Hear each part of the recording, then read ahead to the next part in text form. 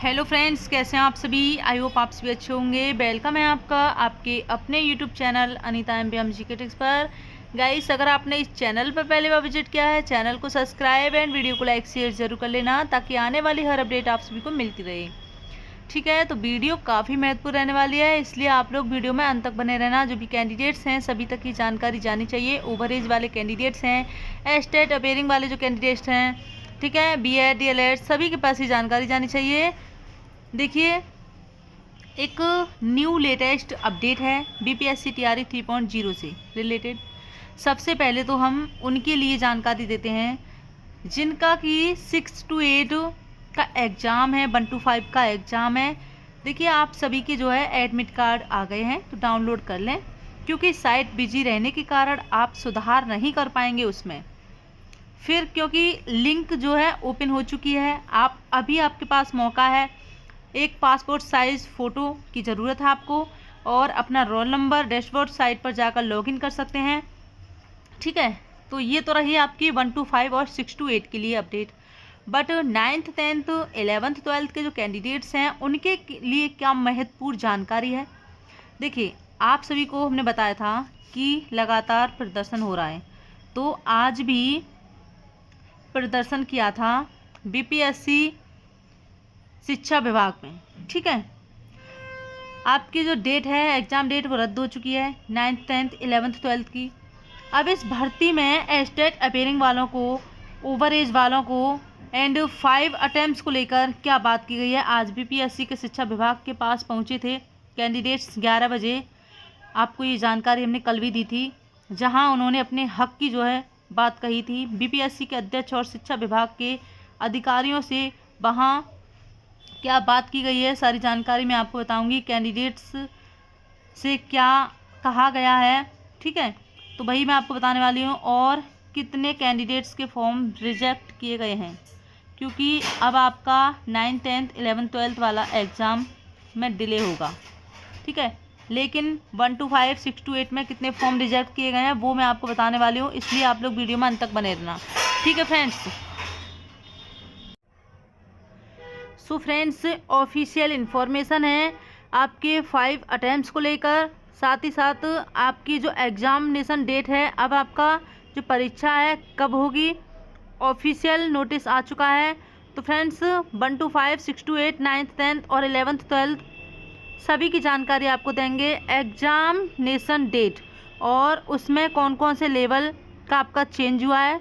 ठीक है, तो देखिए, आपकी जो एग्ज़ाम है 9th 10th 11th और 12th का, ये आपका एग्ज़ाम मई या फिर जून में आपका ये एग्ज़ाम होगा।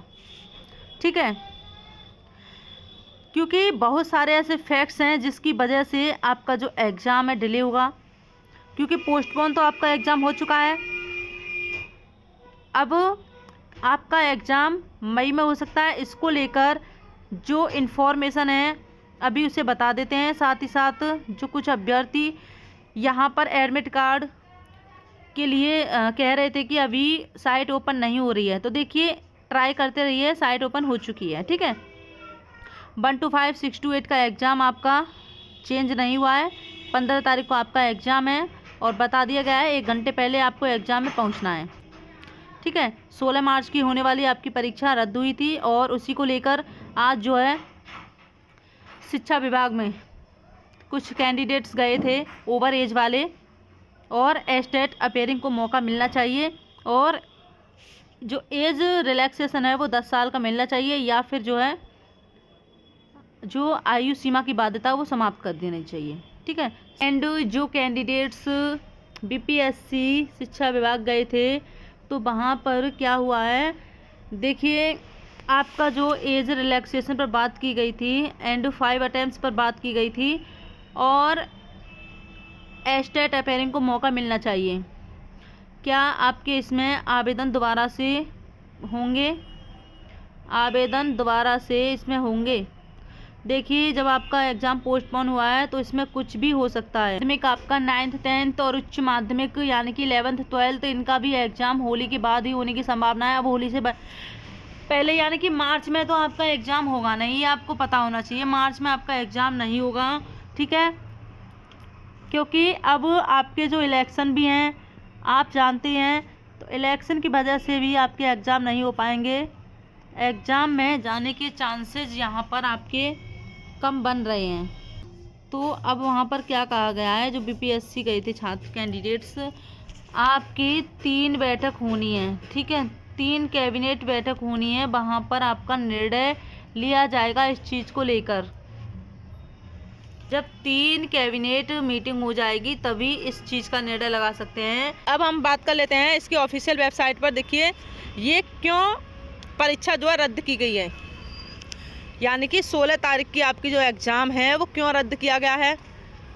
क्या आपको अब ओवर एज वालों को इसमें मौका दिया जाएगा, क्योंकि अब एग्ज़ाम आपका ये अभी एग्ज़ाम नहीं होगा आपका, अब ये आचार संहिता लगने से पहले आपका एग्ज़ाम होने वाला नहीं है, ठीक है, इतना आप लोग सोच के चलिए। 16 तारीख का आपका एग्ज़ाम रद्द हुआ है। ओवर एज वाले जो कैंडिडेट्स हैं लगातार मांग कर रहे हैं, प्रदर्शन कर रहे हैं, कोर्ट में भी ये मामला गया है कि 10 साल की उन्हें छूट मिलनी चाहिए।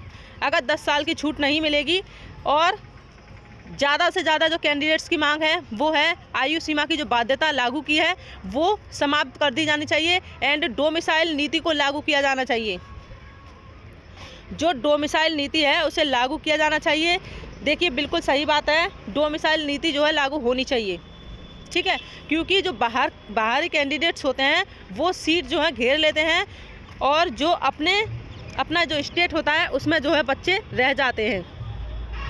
आपने एक स्टेटमेंट भी सुना होगा कि वोट ने बिहारी और नौकरी ले बाहरी, बिल्कुल सटीक बात है, ठीक है।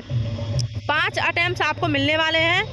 अब आप लोगों की क्वेरी आती है कि कैसे गिने जाएंगे आखिरकार 5 अटेम्प्ट, वो मैं आपको बताना चाहूँगी कि 1 to 5, ठीक है, 1 to 5, 6, 8, 9th, 10th और 11th, 12th, इसमें क्या है 5-5 आपके अटेम्प्ट गिने जाएंगे, 5 इसमें, 5 इसमें, 5 इसमें, 5 इसमें, ठीक है। तो आप इसको लेकर अब कोई भी कमेंट मत कीजिएगा, क्योंकि मैंने आपको बहुत बार ये जानकारी बता दी है। डोमिसाइल नीति के बारे में क्या कहा गया वो आप जान लीजिए। सब आर्टिकल 2 सब क्लॉज 2 राज्य के अधीन किसी नियोजन या पद के संबंध में केवल धर्म, मूल वंश, जाति, लिंग, उद्भाव, जन्म स्थान, निवास, ध्यान देंगे, जन्म स्थान, निवास या इनमें से किसी के आधार पर न तो कोई नागरिक अपात्र होगा और न उससे विभेद किया जाएगा।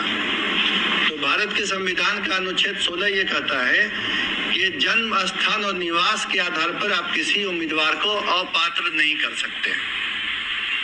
ये नहीं कह सकते हैं कि किसी राज्य से बाहर अगर किसी का जन्म स्थान या निवास है तो वो इस चयन प्रक्रिया में पात्र होने के लिए अपात्र है, अयोग्य है, ये नहीं किया जा सकता है। अगर ऐसी कोई प्रक्रिया चलेगी तो वो गैर कानूनी भी होगी और असंवैधानिक भी होगी।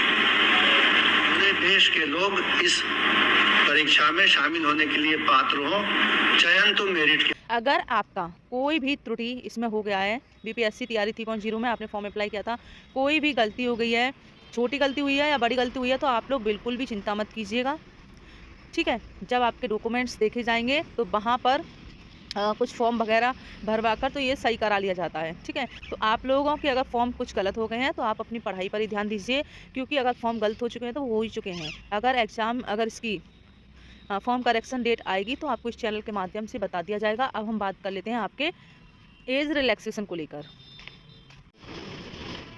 जैसा कि हमने आपको बताया था, लगातार वीडियो के माध्यम से डोमिसाइल नीति की बात की जाए तो देखिए डोमिसाइल नीति को लेकर जो बीपीएससी के नए चेयरमैन हैं उनके द्वारा साफ साफ कह दिया गया था, आर्टिकल 16 का उदाहरण देकर, अनुच्छेद 16 का उदाहरण देकर उन्होंने बता दिया था कि भारत के कहीं से भी जो है कोई भी कैंडिडेट्स फॉर्म अप्लाई कर सकता है, ठीक है फ्रेंड्स।